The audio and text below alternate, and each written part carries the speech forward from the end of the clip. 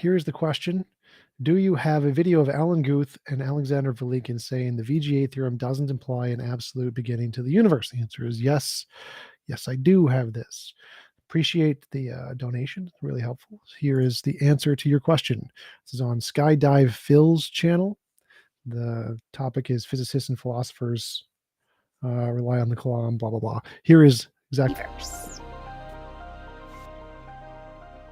In 2003, Arvind Borde, Alan Guth, and Alexander Vilenkin were able to prove that any universe, which is on average in a state of cosmic expansion throughout its history, cannot be infinite in the past, but must have a past space-time boundary.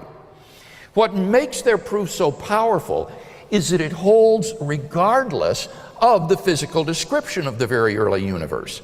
So in fact, the Borde-Guth-Vilenkin theorem does imply an absolute beginning of the universe. I was working with Arvind Borde and Alex Vilenkin to understand what we can learn about how inflation might have started and how far back it could have gone. And in particular, once we realized that inflation could be eternal into the future, it seemed like a very natural question to ask, could inflation have also been eternal into the past? And what we found was that inflation could not be eternal into the past. What we basically managed to achieve was proving a theorem which says that any expanding region of space-time that has some minimum expansion rate can only go back so far and not infinitely far. So that means that inflation must have had a beginning. It doesn't really say that the universe must have had a beginning, but it says that the universe could not have been expanding forever up until the present time. So we interviewed Abhay Ashtekar, and in their model they have a bouncing universe, and they said, well, that means the universe could be eternal in the past, and that theorem doesn't prevent that. Is that right? Yeah, that is right. The theorem proves that inflation must have a beginning, right? The universe as a whole, the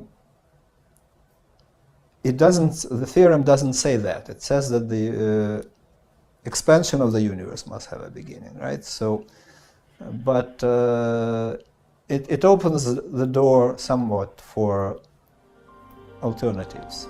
As we've